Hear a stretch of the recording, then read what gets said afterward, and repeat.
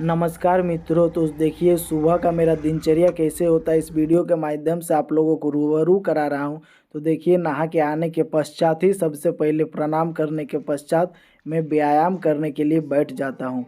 और देखिए मैं यहाँ व्यायाम कर रहा हूँ, मैं घुटनों को आगे पीछे कर रहा हूँ। ये देखिए दोनों पैरों को मैं बारी बारी से इस प्रकार से दोलन कराता हूँ। उसके बाद कमर को थोड़ा मड़ोड़ के उसको भी मैं ढीला करता हूँ। तो ये मेरा घर में जब भी रहता हूँ तो प्रतिदिन का दिनचर्या रहता है। उसके पश्चात देखिए मैं ओम का उच्चारण करके मन को शांत करता हूँ। सर्वे सन्तु निरामया सर्वे भद्राणि पश्यन्तु माँ कश्चित् दुःखभाग् भवेत्। ओम शांति शांति के उच्चारण शांति। के पश्चात आंखें खोलने से पूर्व में हथेली को देखिए बहुत ज़ोर से खींचता हूँ और इसको मैं चेहरे पे लेता हूँ। और इससे चेहरे में सकारात्मक ऊर्जा, ऊष्मीय ऊर्जा का संचारण होता है, जिससे त्वचा सुंदर होती है एवं त्वचा के कोशिकाओं को नवजीवन मिलता है। उसके पश्चात देखिए मैं अनुलोम विलोम कर रहा हूँ। अनुलोम विलोम के पश्चात देखिए मैं कंधों को दक्षिणावर्त और वामवर्त बारी बारी से उतने ही बार दोनों तरफ से घुमा रहा हूँ। ये प्रतिदिन का दिनचर्या रहता है। शरीर के सभी भागों का व्यायाम होना बहुत ही आवश्यक है, जिसको मैं नियमित रूप से करने का बहुत ही चेष्टा करता हूँ, प्रयास करता हूँ। और देखिए यहाँ पर मैं सूर्य नमस्कार कर रहा हूँ। सूर्य नमस्कार को अपने आप में एक संपूर्ण व्यायाम कहा जाता है। इसलिए मैं कुछ करूँ या ना करूँ, सूर्य नमस्कार ज़रूर करने का चेष्टा करता हूँ। चाहे वो 10 बार हो, 15 बार हो, मैं सूर्य नमस्कार करता ही हूँ। और ये सूर्य नमस्कार और थोड़ा ये जो व्यायाम के लिए समय मैं प्रतिदिन निकालता हूँ, इसी से पूरी दिन की मुझे ऊर्जा मिलती है। पूरा दिन मैं आत्मविश्वास से रहता हूँ और मेरी दिन भी अच्छी जाती है। तो कुछ दिन आप करिए, करने के पश्चात आप ढल जाइएगा और स्वतः आपको करने का मन करने लगेगा। इसलिए इसको आदत में डालने के लिए आपको यही करना है और करना चाहिए कि प्रतिदिन आप कीजिए। योग, व्यायाम, प्राणायाम मैं 2009-10 से लगातार करते आ रहा हूँ। सप्ताह में 3 रोज़ 4 रोज़ जितना भी मुझे मौका मिलता है मैं करता ही हूँ। और इसके लिए रामदेव बाबा द्वारा बताए गए नियमों का ही मैं अनुसरण करता हूँ। मैं मानता हूँ कि व्यायाम के लिए कोई ख़ास दिन नहीं, व्यायाम तो हमें रोज़ करना चाहिए। देखिए मैं खुद को स्लैब के सहारे से उठा और उतार रहा हूँ। मैं 5 से 7 बार ये भी रोज़ाना करता हूँ। और देखिए इसके पश्चात मैं शीर्षासन करूँगा। मेरे जीवन का बहुत ही महत्वपूर्ण भाग व्यायाम है और व्यायाम में शीर्षासन और सूर्य नमस्कार ये दोनों होना बहुत ही आवश्यक मैं मानता हूँ। इसलिए मैं हमेशा शीर्षासन भी करने का प्रयास करता हूँ। और देखिए शीर्षासन में जाने से पहले पूर्व में वज्रासन में बैठता हूँ। जितना देर मैं शीर्षासन में रहूँगा उतना ही पूर्व में पहले वज्रासन में बैठता हूँ, उसके बाद शवासन करता हूँ। तो शीर्षासन के लिए ये 3 आसन को साथ में करना बहुत ही अनिवार्य है। इसमें रक्त का संचालन और संतुलन बराबर बना रहता है। तो आप लोग देख सकते हैं मैं शीर्षासन की मुद्रा में उल्टा खड़ा हो गया हूँ। और शीर्षासन क्यों बहुत ही महत्वपूर्ण है, एक कारण जो मैं जानता हूँ बता रहा हूँ।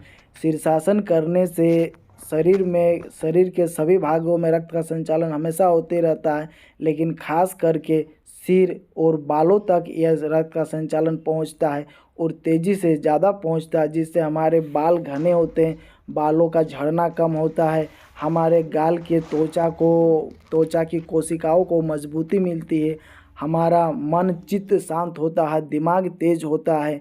इसलिए शीर्षासन भी करना बहुत ही आवश्यक है।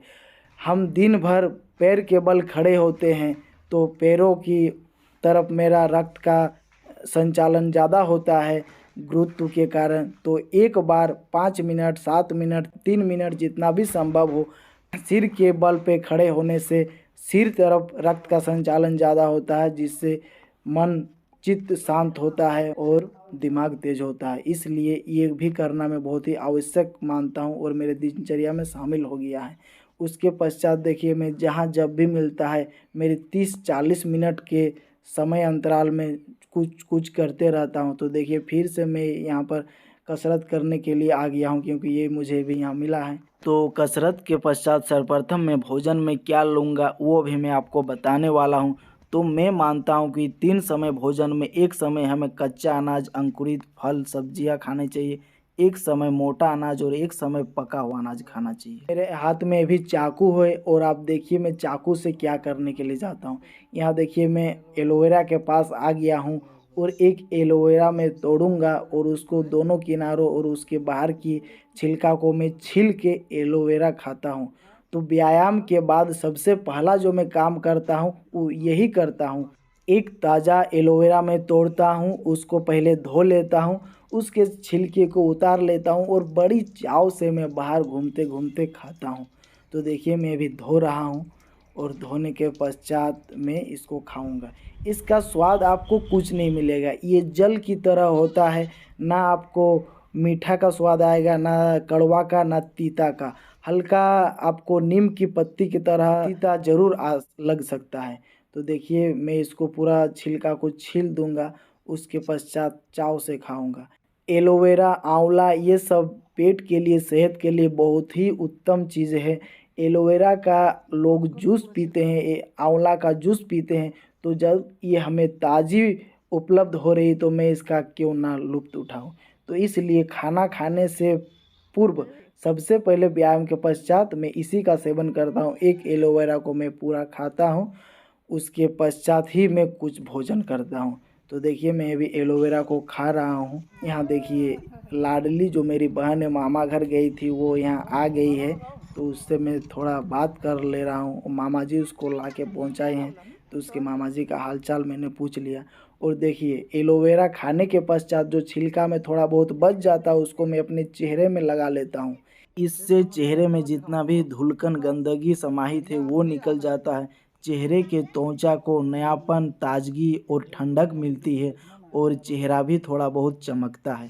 तो मैं अपने चेहरे पे जेल वगैरह का प्रयोग नहीं करता हूँ। जो भी हमारे पास प्राकृतिक साधन संसाधन उपलब्ध है उसका अधिक से अधिक सेवन करने का प्रयास करता हूँ और प्रकृति और धरती माँ से जुड़े रहने का प्रयास करता हूँ। इसी तरह का सुबह का मेरा दिनचर्या रहता है। आप लोगों को कैसा लगा ज़रूर बताइएगा। धन्यवाद।